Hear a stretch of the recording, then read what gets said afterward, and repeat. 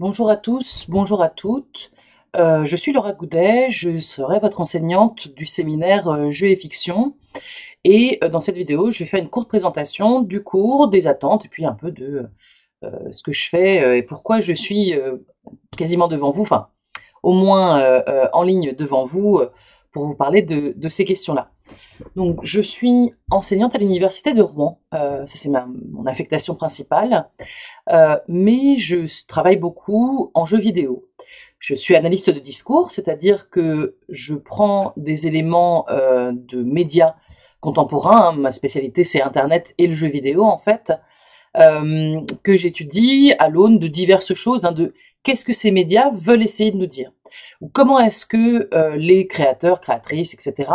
Arrivent à créer des contributions qui sont intéressantes et qui passent effectivement le message qu'ils ou elles veulent passer, ou alors passent peut-être un message un petit peu différent. Donc ça, c'est ce sur quoi je travaille, et donc Madame Cornillon m'a demandé d'intégrer l'équipe du master pour parler de jeux et de fiction. La séance d'aujourd'hui est exceptionnellement entièrement en hybride et j'en suis vraiment désolée. C'est parce que je serai à une conférence. Quand je pars en conférence comme ça, c'est déjà arrivé l'année dernière, donc je vous le dis, je ramène souvent, entre guillemets, des vidéos d'autres interventions de gens qui ont été intéressantes, hein. Donc là, cette conférence sera en anglais et d'ailleurs le cours sera entièrement donné aussi en anglais pendant des périodes d'échange par internet, puisque malheureusement, là j'ai programmé des salles Teams pour que nous nous retrouvions semaine après semaine. Là on pourra parler en français, mais le cours lui-même sera donné en anglais, hein. La partie de vidéo enregistrée, hein, vous allez le voir assez facilement.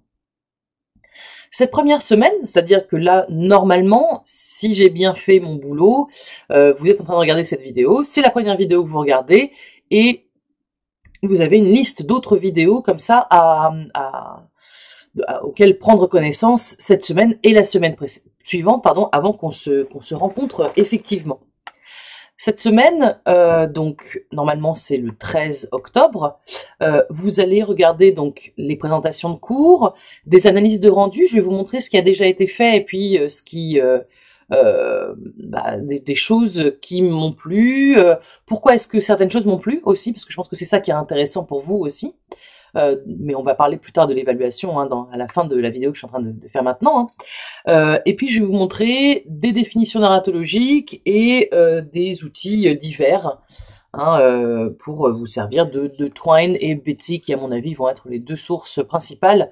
Je vais vous montrer d'autres formats aussi, hein, vidéo, enfin on va en parler de vidéo, pas du tout, d'autres formats d'écriture de jeux. Et puis ce que j'avais fait l'année dernière, c'est très bien de travailler sur Bitsy et Twine, mais en fait, si votre but c'est de créer des jeux de société, des jeux de plateau, des jeux de rôle, là aussi on peut essayer d'imaginer des rendus de jeux de rôle, de jeux de plateau, etc. C'est vrai qu'un rendu de comment ça s'appelle, d'escape game, ça me semble un petit peu plus compliqué à gérer. Mais si vous êtes capable de faire un dossier, si vous en avez déjà fait, etc., moi je m'oppose pas du tout. Tant qu'il y a une dimension ludique à vos rendus, ça je m'oppose pas du tout. Mais bref. La deuxième séance, pareil, hein, 8h midi. Alors je mets toujours les vidéos en ligne un peu avant, pour que vous puissiez vous organiser, hein. Tout le monde n'est pas hyper heureux de se lever à 8h et je peux le comprendre tout à fait. Donc là on aura 2 heures de présentiel, et puis des vidéos qui vous expliqueront en gros comment écrire pour le jeu vidéo. Ça c'est, me semble-t-il, assez important. Donc ce sont des ouvrages, j'ai été chercher du côté des gens qui sont spécialistes en narration, hein, dans les jeux, puisque c'est ça plutôt comment ça s'appelle, la chose qui m'intéresse le plus. Et puis j'étais regardé carrément dans les livres où on vous apprend à écrire un jeu vidéo. Donc on verra un peu ça. La troisième séance, alors elle a lieu l'après-midi de 15h à 17h. Le 10 novembre, si je ne dis pas de bêtises, et normalement on est bon sur mon planning. Là va commencer aussi le temps des vidéos. Alors, me prenez pas au mot sur exactement ce qu'il y a comme contenu, hein. J'ai une espèce de synopsis sous les yeux, mais en fait, peut-être les choses vont être amenées à bouger un petit peu, quoi. A priori, vous allez travailler sur le choix et l'agentivité, c'est-à-dire qu'est-ce qu'on donne comme vrai choix, qu'est-ce qu'on laisse à penser au joueur, à la joueuse, comme choix effectif. Et puis, j'accompagne, et ça c'est un truc que j'aime vraiment beaucoup faire, j'en mettrai de temps en temps, hein, là je vais en enregistrer une, certainement dans la foulée.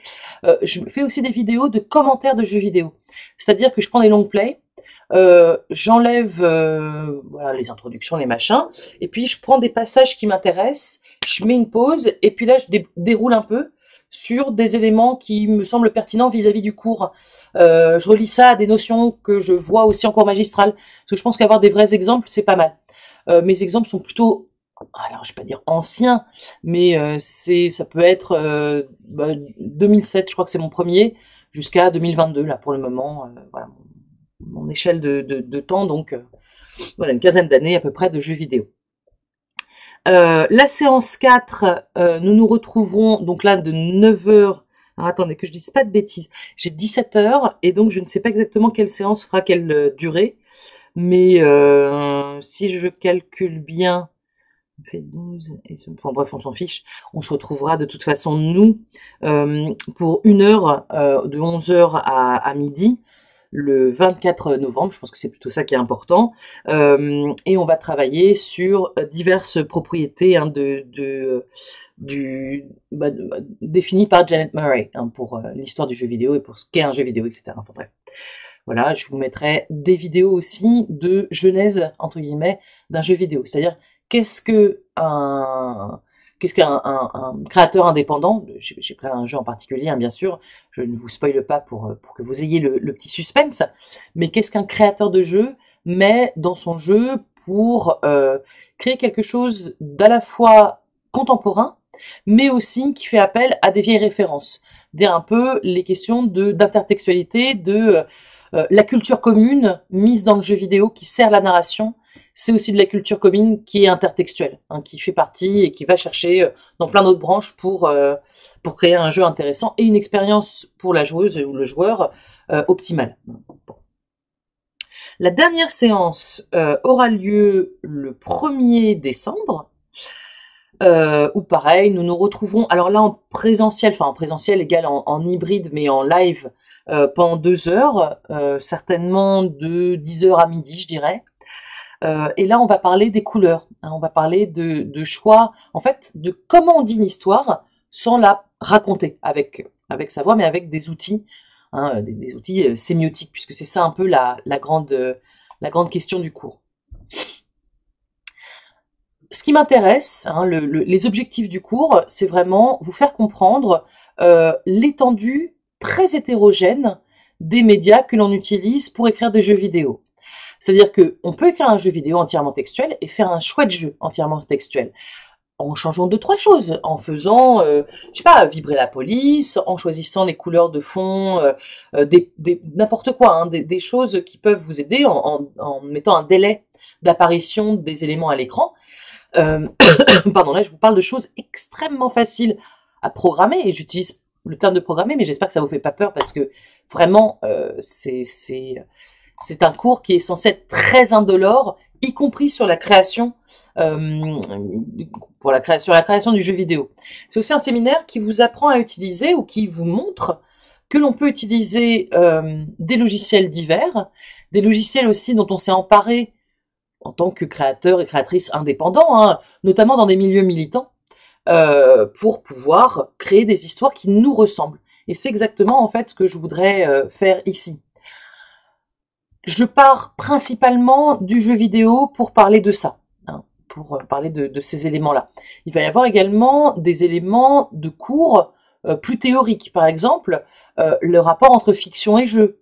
Il y a des disputes théoriques entre ce qu'on va appeler la narratologie et la ludologie. Et donc des pans de gens, hein, des pays aussi, puisque on a une tradition danoise plutôt proche de la ludologie, mais je ne vais pas spoiler ce que je vais vous raconter non plus. Et donc cette question-là, de comment les universitaires ont abordé le jeu comme objet, hein, depuis les années 90 en gros, hein, même un petit peu... ouais, ça commence dans les années 90, mais comment est-ce qu'on s'empare d'un objet extrêmement nouveau, qu'on essaie de le faire entrer dans des vieilles cases, ça marche pas forcément. On a du coup des développements théoriques divers, et puis ensuite on peut remettre ensemble ces théories. Hein. Les gens finalement sont peut-être pas disent peut-être les mêmes choses, mais avec des mots différents, si je puis dire. Hein. Comment est-ce qu'on peut écrire aussi l'empathie? Ça m'intéresse. Faire passer les émotions, peut aussi passer par des choix de couleurs. Ça peut aussi passer par divers éléments qui ne sont pas textuels, et faire dire à un personnage je suis triste, c'est bien, mais faire comprendre aux spectateurs, à la spectatrice, aux joueurs, à la joueuse, etc., que la personne est triste, c'est beaucoup plus important. En jeu de rôle, quand vous êtes maître du jeu, hein, vous mettez des inflexions dans votre voix qui montrent tout de suite, et vous n'avez pas à décrire machin a l'air vraiment très déprimé. Hein. Si vous arrivez et vous dites oh bonjour, ça ne va pas, voilà, vous voyez tout de suite une espèce c'est ridicule hein, bonjour, mais juste cette chose-là normalement vous permet de comprendre et permet à vos joueurs joueuses, quels qu'ils soient, d'aller beaucoup plus rapidement. Hein. De la même façon, un jeu de plateau, vous avez des pions d'une certaine couleur, des cartes d'une certaine couleur, les dos des cartes aussi sont extrêmement importants.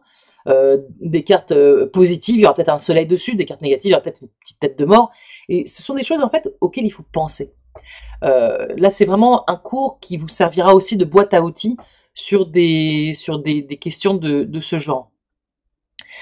Un objet qui m'intéresse beaucoup et qui va peut-être passer dans le cours, hein, a priori, hein, et puis de toute façon je vais vous faire passer des vidéos aussi à ces sujets-là, c'est quelles extensions des témoignages personnels est-ce qu'on peut trouver dans les jeux vidéo.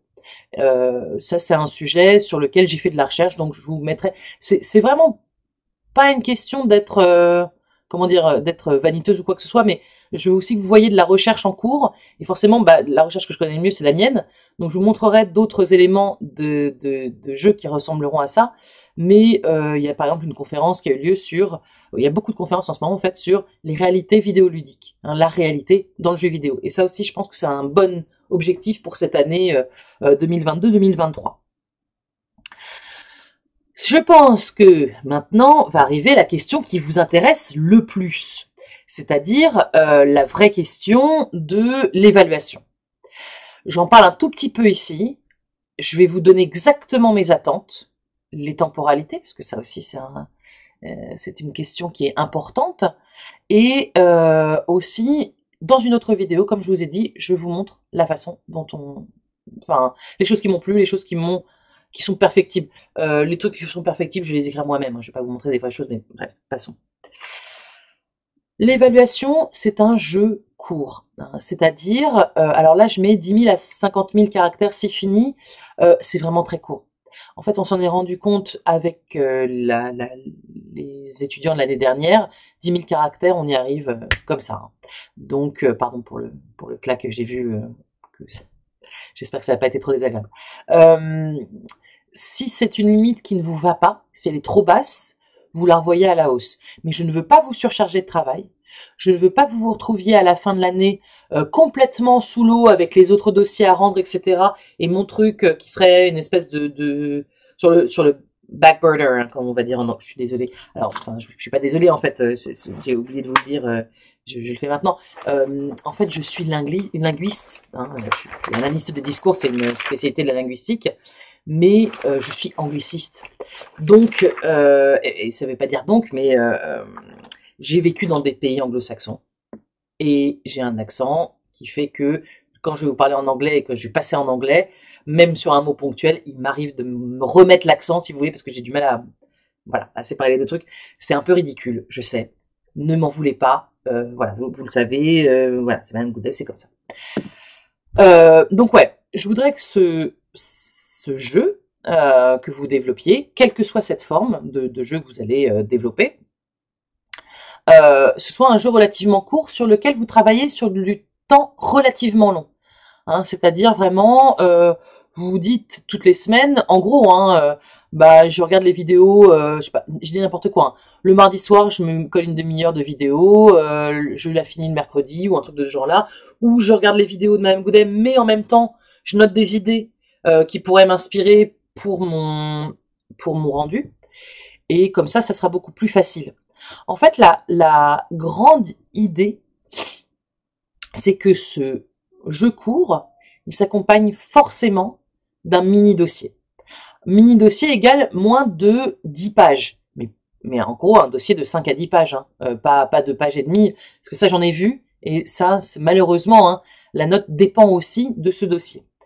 Il faut que le dossier que vous écriviez soit vraiment un journal de suivi de rédaction de votre jeu, hein, ou de suivi de conceptualisation, de rédaction si vous faites une rédaction, hein, de conceptualisation de votre jeu. C'est-à-dire que les concepts qu'on a vus en cours, les vidéos que je vous mets, les long plays à analyser, les choses de ce genre-là, il faut que ce soit absolument utilisé pour nourrir ce journal, et que ce journal contienne également des choses qui disent, bah voilà, ça a pas marché, ça a marché, au début je voulais partir sur cette idée-là, et puis finalement je me suis rendu compte que, hein, les tâtonnements c'est hyper intéressant, c'est hyper important de les chroniquer correctement, hein. Il y a une branche carrément de la recherche, qui s'appelle la recherche-création, et donc quand on est créateur, créatrice, chroniquer, et prendre l'habitude de chroniquer comme ça, les tâtonnements, c'est extrêmement important, et ça, mince, oh, désolé. Et ça fait vraiment un contenu qui est riche pour moi et pour vous également. Donc, le jeu, je viserais, en plus d'une question de caractère, une dizaine de minutes de jeu. Hein, c'est beaucoup, 10 minutes. Hein. Donc, si ça vous paraît trop, voilà. On peut aussi viser, bien sûr, des jeux avec des fins multiples. C'est-à-dire que ces 10 minutes, elles peuvent être divisées. Et là aussi, en fait, j'ai un module. Hein, comme c'est un cours que j'ai déjà donné, avec des vidéos qui sont déjà enregistrées pour la plupart. Il y en a d'autres que je vais faire cette année, hein, mais je reste assez convaincue des choses que j'ai dites. Et donc, une fois quand elles seront obsolètes, bien sûr, je réenregistrerai, mais il y a des choses qui sont, à mon sens, relativement toujours bonnes à prendre. Ouais, du coup, je ne sais plus où j'en suis. Sur ces questions de tâtonnement, sur ces questions de fins multiples, et les fins multiples sont extrêmement importantes en fait. Ça donne l'impression aux joueurs à la joueuse d'avoir du choix, et en vrai, ça vous donne aussi un choix personnel. Il faut que votre histoire, elle soit souple. Il faut vraiment que vous puissiez donner une histoire qui vous satisfasse, et elle peut vous satisfaire en étant très négative, très positive, moyenne.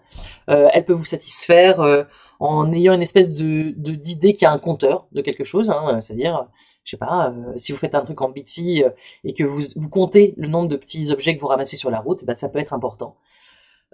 Voilà, c'est vraiment cette question importante de la conception d'un jeu court, du début à la fin idéalement, mais vraiment, parce que ça m'a fait de la peine l'année dernière, je préfère avoir des gens qui dorment correctement et qui me rendent un synopsis très fourni, plutôt que des gens qui m'écrivent à 2 heures du matin en me disant « Madame Goudet, je suis vraiment désolée, je ne peux pas vous faire le rendu maintenant, mais promis, demain matin, il est fait, c'est juste que là, je suis encore dessus et que je reçois le truc à 6 heures du matin. » Ça, c'est pas possible.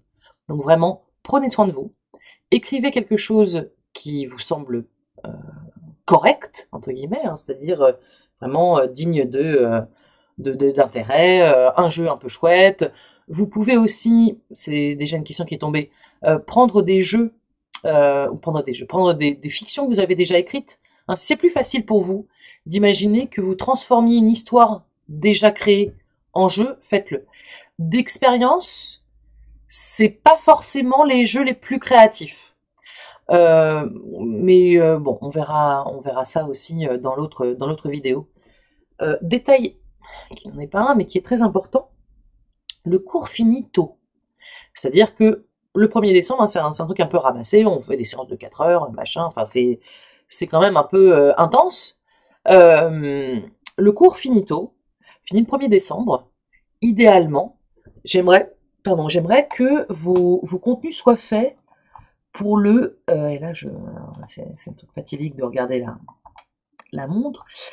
J'aimerais que tout soit fait pour le 16 décembre. C'est-à-dire que le vendredi des vacances, vous partiez en vacances, tranquille, ou pas, hein, vous partiez pas, mais que, en tous les cas, peut-être c'est moi qui serai tranquille, et que mon cadeau de Noël, ou de n'importe quelle fête de fin d'année, c'est de corriger vos rendus. Ça, ce serait vraiment idéal. Alors, je sais que c'est pas exactement le même calendrier que mes collègues, mais si vraiment ça ne vous va pas, vous me les rendez, je suis désolée, les vacances sont vraiment mal fagotées là, vous me les rendez pour le 2 janvier, mais pas pour le 15 janvier comme les autres, hein, vraiment, pardon, le plus tôt possible. L'organisation de l'année, pour moi, hein, est plus compliquée que prévu, et ce serait vraiment beaucoup mieux si je pouvais les avoir le plus tôt possible. Donc, voilà pour normalement, hein, ce dont je devais vous parler ici. Le journal de bord, c'est super important. Alimentez-le. Ayez toujours un carnet ou un carnet je veux dire, sur votre ordinateur, hein, ça me va très bien. Mais ayez toujours une chose qui vous permet de prendre des notes, les petits croquis, les machins, tout ça, c'est parfait. Ça, c'est vraiment très apprécié. Et je ne vous dis pas ça parce que j'ai un cahier sous les yeux qui est mon cahier de notes diverses de toutes les choses à créer. J'espère que cette vidéo était claire. J'espère que vous voyez à peu près à quelle sauce vous allez être mangé. Si vous avez besoin de m'écrire, si vous avez une question avant que nous nous voyions, ou même une question à n'importe quel moment, vous m'écrivez sur mon adresse mail nîmoise, il n'y a pas de problème, hein, laura.goudet@unim.fr, ou alors vous m'écrivez sur mon adresse Gmail, hein, lauragoudet@gmail.com, le truc le plus basique du monde. La seule chose qui est très importante, c'est de me dire, je suis à l'université de Nîmes, et je suis le séminaire Jeux et Fiction, hein, parce que, enfin, je veux dire, je vais me perdre. Hein. Très clairement, je ne suis pas assez organisée pour avoir exactement la liste de tout ça. Écrivez-moi aussi sur la plateforme de cours, hein. Là ça marche très bien aussi. Je pense qu'il y a d'autres enseignants, enseignantes qui font ça, donc n'hésitez pas. Je réponds rapidement, je lis rapidement, je réponds rapidement. Le seul caveat, c'est je ne réponds pas le soir. C'est-à-dire que si vous m'écrivez un truc le mercredi et qu'on a cours le jeudi matin, il y a de fortes chances que je l'ai lu le jeudi matin et que je vous réponde le jeudi matin. Mais voilà, moi je tiens vraiment à faire les coupures entre les heures de travail effectives et les heures personnelles. Donc c'est la seule chose. Je pense que ça vous tuera pas. Hein. D'expérience, on n'a jamais eu d'urgence absolue à l'université de Nîmes, donc je m'inquiète très peu. Voilà, j'espère que tout était clair, que ça vous a plu, et puis à bientôt en réel, et puis dans d'autres vidéos. Merci de l'avoir regardé.